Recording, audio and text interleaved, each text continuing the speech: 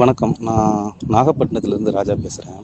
ஃபேஸ்புக்லேருந்து add பார்த்து பூஸ்ட்லி இப்போ ஷேஷோ packet எடுத்திருந்தேன். நல்ல ரிசல்ட் இருக்குது. நான் யூஸ்வலாக நைட் டைம்ஸில் ட்ரிங்க்ஸ் சாப்பிடுவேன். இப்போ அந்த ஞாபகம் இல்லை, ட்ரிங்க்ஸ் ஃபுல்லாக ஸ்டாப் பண்ணியிருக்கேன் இப்போதைக்கு. நல்ல பசி, ஸ்டமக் ரொம்ப ஃப்ரீயாக இருக்குது. I feel very happy to using பூஸ்ட்லி.